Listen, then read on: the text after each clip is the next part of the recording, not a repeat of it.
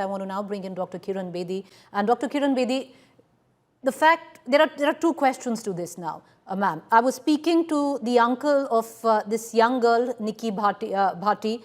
He says, barely 26 when she was killed. This young child was married all the way back in 2016. That means, in all probability, she was underage. So at one end, there is, in all probability, you've married off your young daughter who's not even 18. You have admittedly given dowry under the garb of shagun and gifts and not call it dowry. Number three, you knew exactly that she was being harassed, not in the recent past, but for years at the end. She was being beaten up. There was a panchayat that was called where, it was decided she will go back and try. Again, she was beaten up. The demands of money were constant. The parents in all of this, Dr. Kiran Bedi, why do we always look away from the parents? Because yes, it's their hour of grief, but shouldn't they be also culpable in this crime? Of course, yes. The parents are the primary abettors. They abetted. They first started with giving them the lure that take our daughter and take a gadi with it and take the goda gadi, whatever with it. So they are luring because they want the girls to go. Because for them, marriage is a pressure institution. Just as they said that when she came back after having been beaten, they sent her back because the father said, "वो सारे समाज वाले क्या कहने लग गए." So they are the abettors. They abet dowry. They lure dowry. They entice the husband's family to take their daughter. And the other side is who will say no to all the wealth which is coming? And along with it comes a housekeeper, comes a nurse, comes a woman who would produce a son for them. So, and security also because she takes care of house. So, see, all four and free, along with goodies, and then the abetment continues. The parents continue to give only for their own interest.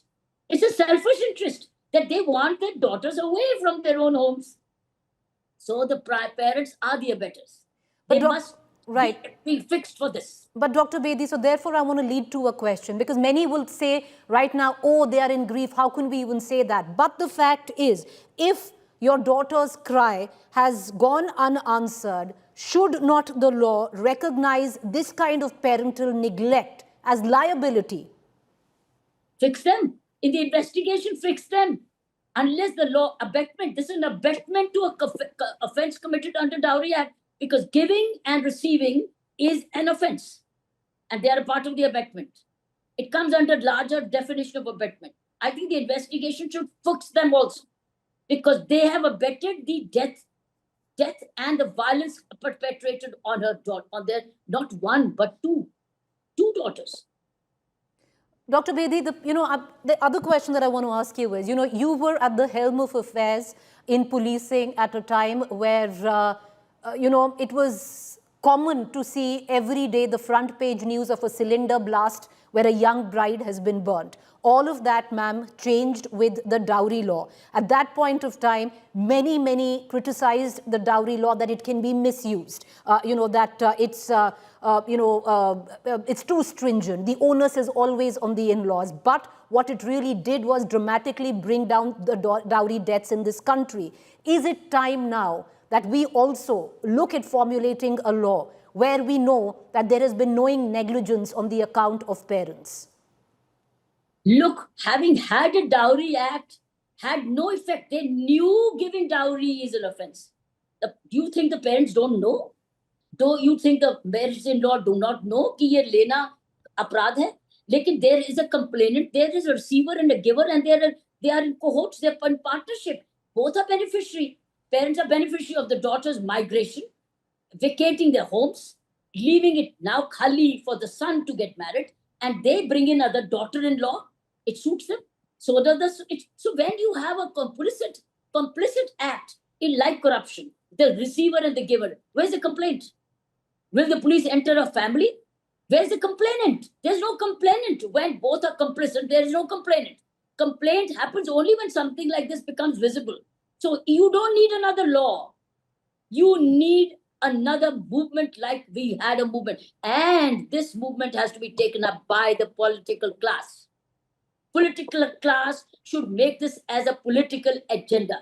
So when they do these speeches, they should say, ये घोर अपराध है, दहेज लेना और ये दहेज देना, बेटी को पढ़ाओ, बेटी को काम पे लगाओ और समझदार, और अगर बेटी आए कि मेरे साथ अन्याय हुआ है, उसको घर खुला रहना चाहिए और बात होनी चाहिए। और अगर आप मीडिएट भी करते हो, उसमें क्राइम्स अगेंस्ट वुमेन सेल की भी lady, there should be a lady crimes against women cell who should be part of the agreement. And otherwise, and you are on notice, that you have done this act already. If you are spared, depending if you're either spared or not spared, that's up to you. The question here is this is what the message has to be by repeated leaders. जैसे लड़की पढ़ाओ, similarly लड़की बचाओ, अरे लड़की बचाओ, इसमें तो you are sending them to social prisons. You are sending your daughters into social prisons, not the hard prisons, social prisons, where they think they are safe, but they are every day vulnerable. To my mind, the onus begins with the homes of the daughters, because they are the ones who are betting it first, only for their own interest, to get rid of the daughters so that they find another home, and their home now becomes available for their sons to occupy. So I think the point, we have to fix even their parents. Because, and number two, community leaders. The second role is of the community leaders. What are the sarpanches for? What are the punches for? What are the women sarpanches for? If they do not know what's happening, and I'm sure they know what's happening because they're attending their marriages, attending the ceremonies. So I think it's social community leaders.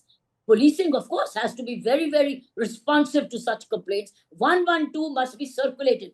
आपसे dowry मांगी गई तो तुरंत बताओ. So 112, community leaders, political will, you see a movement, and of course the media campaigns. I think it starts saying, oh, parents should be afraid, और हम नहीं दे सकते, क्योंकि हम नहीं दे, इसका मतलब शादी नहीं होगी, तो ना हो शादी. It has to change here. नहीं शादी हुई तो क्या हुआ? शादी नहीं हुई, बर्बादी भी नहीं हुई, जान भी बच गई, क्योंकि जो मांगने वाला शुरू से, whoever is beginning with the demand will continue to be greedy. He's not going to change with that. The greed will keep betting every Diwali, every birth of the child, every festival, every other festival, unki dusre ki shadi. There are reasons to be given, and if it's not given, the beating. So the secondly, the woman also has to be told, "Ye ghar khula hai, bete. This is your home. Now you have two homes. You don't have only one home. You now have two homes. Your parents' home and you have your husband's home." Dr. Bedi, I'll ask you one final question, ma'am, because, you know, you're preaching to the choir. I stand with exactly what you're saying, but there is a large section in this country which will say it's okay to preach. It's okay to say that parents also should take responsibility and should be liable and should be named and shamed when a case like this happen. But many will say कि आपको पता नहीं समाज क्या है, क्योंकि जो हमको तो रहना पड़ता है उसी समाज में, आपको नहीं रहना पड़ता है. You hear all of that. How do we change that? तो फिर रोते क्यों हो? फिर भुगतो बनकर जेल भी जाओ. तुम भुगतो भी और जेल भी जाओ. Unless they're afraid of getting caught, afraid of getting exposed, afraid of getting called out. But look, this is a conspiracy of silence. It's a conspiracy of violence where the daughter is equally involved. Why is she continuing to accept? She must call out immediately on the first demand. First of all, what are we training our boys for?